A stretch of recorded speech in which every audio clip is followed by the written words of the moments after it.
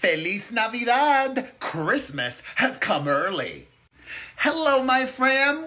It is Perez, the queen of all media, the original influencer, and her number one source for everything It Ends With Us saga. This is a 2-in-1 video. We have just found out the identity of Justin Baldoni's new accuser and a lot of deposition transcripts that reveal extortion and more have just been unsealed. I wanna wish you Merry Christmas. Up first, who alleged that Justin Baldoni was verbally abusive? We now know. Remember, earlier this week, I told you all that Judge Lyman ruled that the person who made a declaration in support of the Queen of Misrepresentation's request for damages under California Rule 47.1, the SH law, that person's identity had to be made public. There was a public interest in that, and frankly, the judge got it right here. I agree. Now we know. It is writer-director Claire Ayub. She is the filmmaker behind the movie Empire Waste, which Baldoni's production company Wayfarer produced. Remember, in her declaration, Claire Ayub said, "As part of my work on Empire Waste, I had repeated negative interactions with Mr. Baldoni and his associates, including verbal abuse by Mr. Baldoni." Claire Ayub did not specify what that verbal abuse was, and it should be noted that Claire volunteered all of this to Amber Lively. And Judge Lyman actually factored that into his reasoning for making Claire Ayub's identity public. Claire inserted herself in the saga voluntarily. She also said in her declaration, Empire Waste was set to be released in the fall of 2024. After all this drama had already erupted. In the declaration that's been unsealed, she said, in August of that year, as a result of my experiences with Mr. Baldoni and ongoing press coverage relating to Mr. Baldoni and It Ends With Us, I requested that he not be involved in Empire Waste's marketing or public relations efforts. Wayfarer agreed to my request. Her declaration continued. Less than a week after reaching that agreement, I was contacted by the assistant to Steve Sarowitz, the co-founder and co-chairman of Wayfarer, to schedule a time for me and Mr. Sarowitz to speak. Mr. Sarowitz's assistant did not identify a topic for the meeting. I feared that Mr. Sarowitz wanted to discuss my recent request relating to Mr. Baldoni, worried that Mr. Sarowitz might pressure me to abandon the prior agreement that I had reached with Wayfarer. I recorded our meeting. Now, I don't know for sure, but I have not heard the audio. I have not heard if Steve Sarowitz consented to being recorded. Claire Ayub signed her declaration in Connecticut. I'm assuming that's where she lives.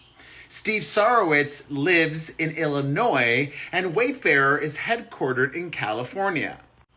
In all three of those states, it's illegal to record another party in a civil matter without the other party consenting. Also, this declaration, it's irrelevant. It had nothing to do with It Ends With Us. It adds nothing to Suella No Chill's request for attorney's fees. And Claire Ayoub's experience with Justin Baldoni, if true, and the scope of that, what was actually said, we still don't know, that would not be admissible in this trial. But what will be admissible is the testimony of 3 people who were deposed recently. Let's get into that. Excerpts of 3 transcripts were just made public. Up first, we have Vivian Baker, the high school graduate's makeup artist on It Ends With Us. Our girl Ellen Garofalo was doing the interrogating, and she asked the makeup professional, "You described for us in response to Miss Bender's question several incidents that you characterized, I believe, as inappropriate.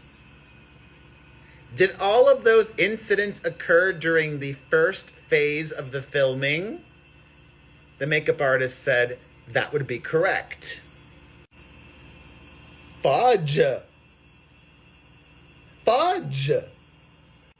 What's especially fudge-tastic is that's all we know. We don't know what was said before that. We don't know what these inappropriate incidents were. I want to know. However, listen, I remain open to the truth. If this actually makes it to trial and Taylor Swift's still friend, allegedly, is victorious, I will be the first to say, hey, I got it wrong and I'm sorry. However, I don't know. I still believe Baldoni is telling the truth based on all the receipts, proof, timeline, screenshots that he provided, and based on testimony in the deposition of his former agent at William Morris. We'll get to that in a hot second, but before that, let us hear from Warren Zavala, Ku Klux Khalisi's agent at WME, the same agency that fired Baldoni last year. Now, I would think that the garden variety actress's agent would be privy to how she's feeling and her experiences on the set and after production wrapped, and let's hear what he has to say. Our girl Ellen also was doing the interrogating and asked her agent, "Do you know where the movie was filmed?" "Yes." "Where?" "New Jersey." "Were you ever on the set during filming?" "I was." "How frequently?" "I went twice," says the agent, which is one more time than I've ever gone to any set in 24 years. Are you aware of any incidents that made Miss Lively uncomfortable during the second phase of filming? No. Your second visit to the set occurred during the second phase of filming, correct? Correct. And everything seemed to be going well to your observation during that second visit, correct? Yes, correct, said the agent. Did you personally hear any complaints from Miss Lively during the second phase of filming? Yes, says her agent. In the post-process, around this testing of the cut of the film.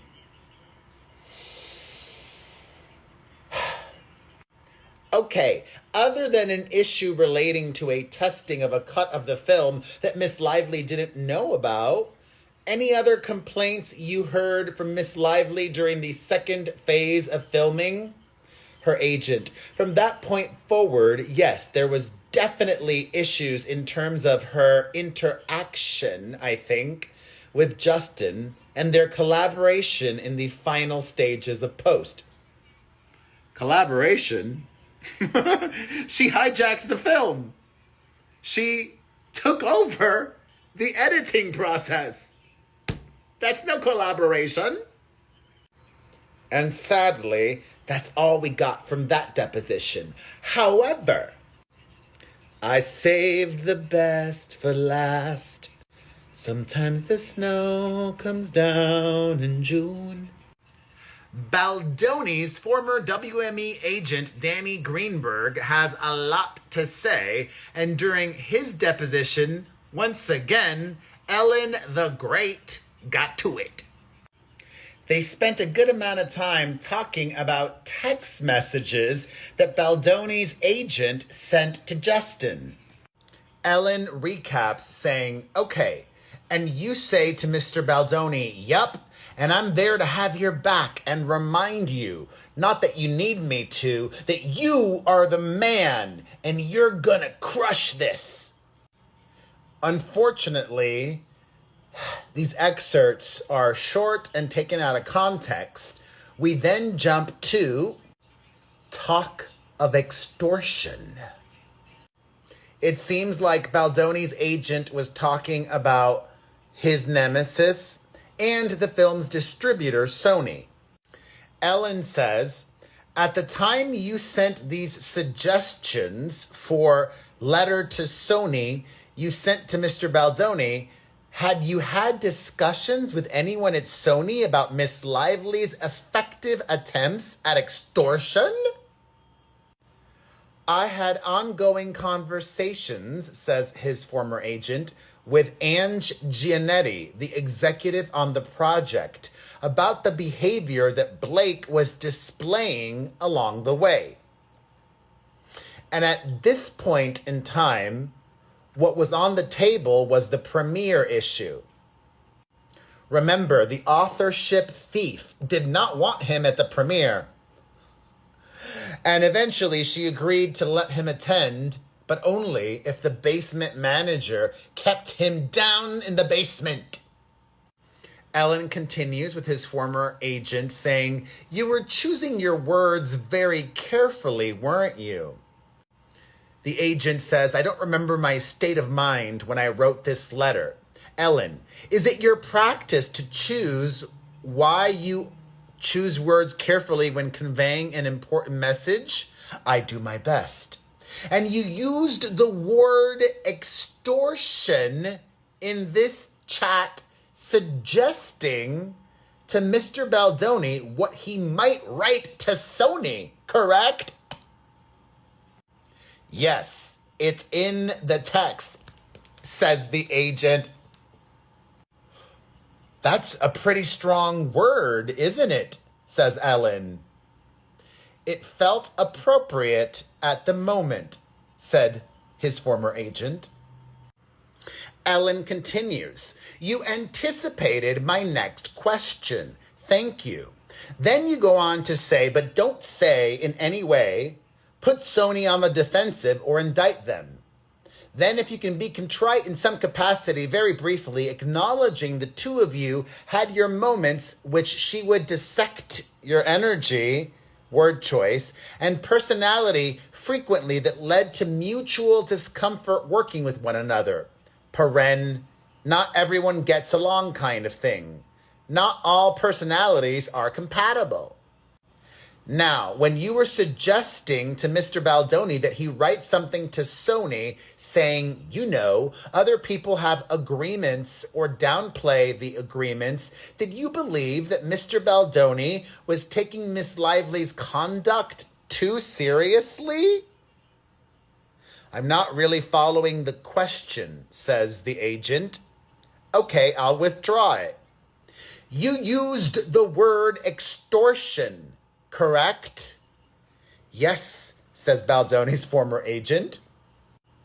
Ellen says, "Sounds to me like you believed at the time of this chat, July 26, 2024, that it was more than just ordinary incompatibility between Mr. Baldoni and Miss Lively. Is that a true statement?" Says the agent, "I think my use of the word extortion there was referencing just cumulative behavior that both the studio and Wayfarer and Justin was having to manage." And that's why I used the word. That would be more than just a disagreement between two personalities, wouldn't it, Mr. Greenberg? Well, he says, their personalities, again, I think the text speaks for itself. But I think they were not getting along. And so I think it's important. I was just suggesting to Justin that he be... And that's all we got. No more excerpt there. Ah! My brain is spinning. But let me simmer down for a moment. I'm really curious to hear the details of what the makeup artist alleges was inappropriate. 'Cause we know the queen of misrepresentation is really good at living up to that title. And showbiz people, I don't know. I need to read. I need to see. I need to hear. I need to decide for myself. And I need you to read my website. If you want to support me and my kids and my mom, it's free and it's fabulous. And that way you are informed and entertained. Check out P to the E to the R to the E to the Z to the A to the I to the L to the T to the O to the N to the .com every day throughout the day. Read my website. And I love making personalized videos for you all. Get one on the Cameo website from me right now at cameo.com/myname. Plus, if you enjoy my podcast, get an exclusive podcast a week on our Patreon. Sign up at patreon.com/myname. And I've got Team Truth and Grab Your Friends, Wear Your Florals merch. You can check out all of my official products at buypopstuff.com. That's buypopstuff.com. If you watched until the very end, you are a superstar. You are the 1%. Thank you. Hit that like button, share this video, and say unseal in the comments section. Unseal. I hope the judge continues to unseal more. All right, we've learned a lot in this video. Is your brain spinning? What is your takeaway? Thoughts? Let's discuss it all in the comments. I'll see you there. Say unseal.